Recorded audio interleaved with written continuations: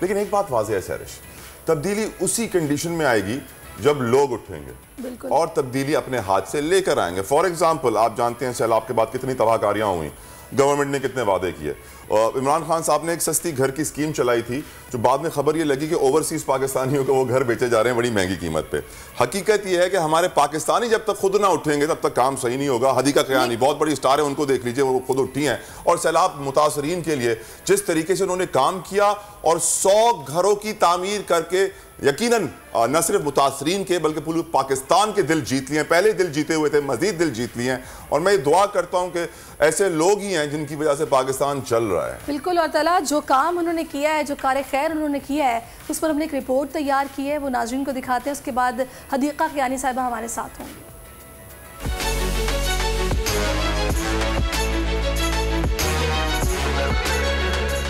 ہیں لوگ جہاں میں وہی اچھے، آتے ہیں جو کام دوسروں کے.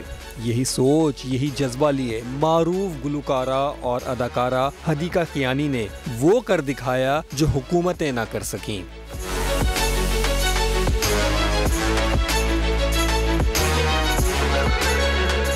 بلوچستان میں سیلاب نے تباہی مچائی تو حدیقہ قیانی میدان میں آئیں. بلوچستان نصیر آباد گوڈ جان محمد عمرانی میں 100 مکانات تعمیر کر کے سب کو حیران کر دیا. وسیلہ راہ پروجیکٹ کے پہلے مرحلے میں متاثرین سیلاب کے لیے گھر، میٹرنیٹی کلینکس، گروسری اور پرائمری اسکول بھی تعمیر کیا. گلوکارہ نے دکھی انسانیت کی خدمت پر اللہ تعالیٰ کا شکر ادا کیا اور کہا کہ سیلاب متاثرین کے لیے جتنا کام ہو سکے کرتی رہوں گی. بہت سراہا جا رہا ہے حدیقہ قیانی کو، اور اسی پر بات کرنے کے لیے معروف گلوکارہ حدیقہ قیانی اس وقت میں جوائن بھی کر چکی ہیں. بہت شکریہ حدیقہ صاحبہ آپ کے وقت کا. کہیے گا 100 مکانات کی تعمیر ایک بڑی کامیابی ہے، یہ کیسے ممکن ہوا؟ زمین کا انتظام آپ نے کیسے کیا؟ پھر کنسٹرکشن کا خرچہ، سب کچھ آپ لوگوں نے کیسے مینج کیا؟ کیا کسی حکومتی ادارے نے اس کام میں آپ کی مدد کی ہے؟ I doubt though.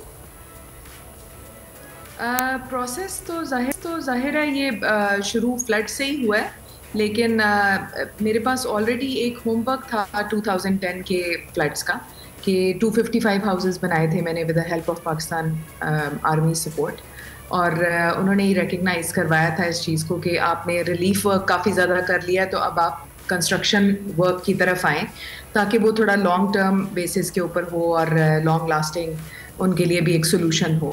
تو وہ پھر میں نے 255 ہاؤسز بنائے تھے KPK کے علاقے میں، میاں عیسیٰ، بانڈا شیخ اسماعیل، بانڈا ملا خان اور کچھ گھر مغل پورہ میں. وہ ہوم ورک میرا ہوا ہوا تھا، اور جب یہ 2022 میں فلڈز آیا ہے تو اس وقت ایک دم سے وہ چیز اسٹرائک کی کہ آلریڈی اس پروسیس میں سے گزری ہوں تو ان اینی کیس مجھے ریلیف ورک کے بعد جو ہے وہ ایک لانگ ٹرم بیسس کے اوپر دیکھنا پڑے گا تاکہ ان لوگوں great job done Hadiqa. I think ہر پاکستانی اس وقت آپ کو سراہ رہا ہے، آپ کو سلام رہا ہے، لیکن اب سوال ایک دل میں یہ بھی اٹھ رہا ہے کہ جتنا نقصان ہوا، تباہ کاریاں ہوئیں، 100 مکانات یقیناً اونٹ کے منہ میں زیرے کے برابر ہے. ہم ایکسپیکٹ کریں آپ مزید یہ کام جاری رکھیں گی، مزید گھر بنائیں گی. آپ کیا کمنٹ کریں گے اس کے اوپر؟ کیا پلانز ہیں؟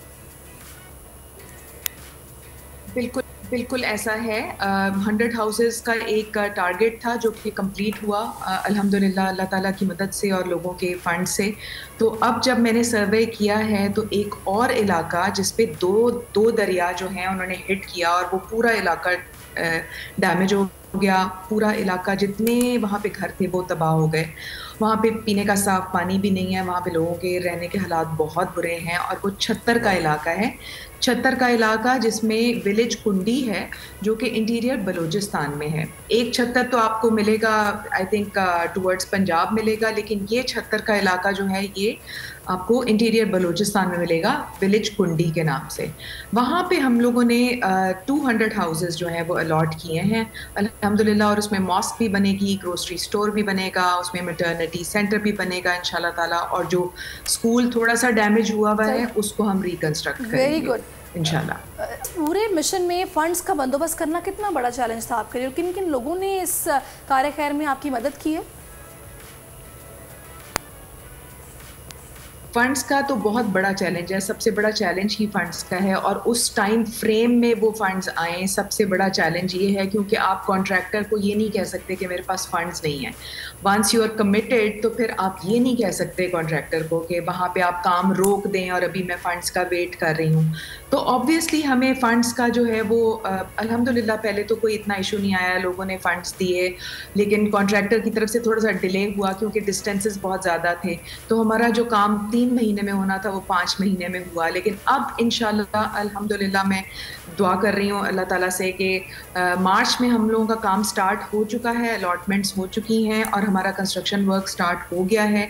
ہم امید کرتے ہیں کہ سپٹمبر کے اینڈ تک انشاءاللہ ہم اس پروجیکٹ کو کمپلیٹ کر لیں گے. انٹرنیشنل ڈونر ایسا آیا تھا, اس میں سے آپ کو کچھ ملا یا سب آپ نے خود سے کیا؟ نہیں, میں نے حکومت سے نہ مانگا ہے اور نہ انہوں نے مجھے دیا ہے.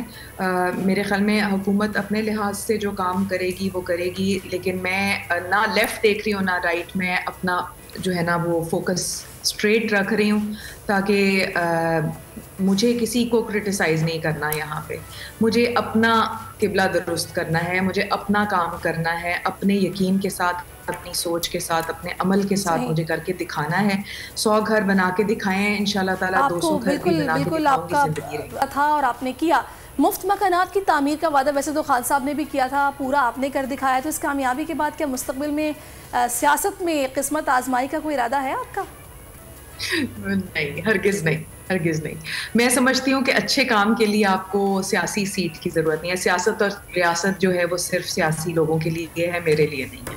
میں اپنے عمل کو, اپنی سوچ کو بالکل اسی طرح رکھتی ہوں کہ جتنی میری زندگی کا سپین ہے اس میں چاہتی ہوں کہ اگر اللہ تعالیٰ نے نام دیا ہے اور عزت دی ہے تو اس کو استعمال کرتے ہوئے میں لوگوں کے لیے جتنا کام کر سکوں میں کروں گی انشاءاللہ.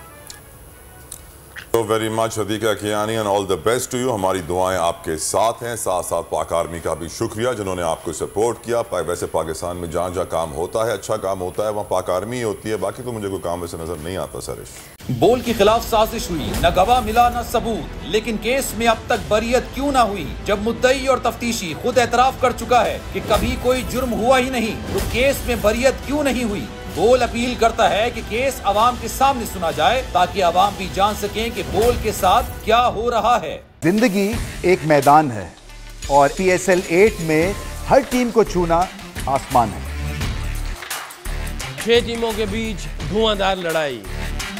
یہ شور نہ لڑائی کا ہے نہ ڈر کا, یہ شور ہے جیت کا, یہ شور ہے جنون کا. کھیل کا جنون روزانہ رات 11 بجے صرف بول نیوز پر.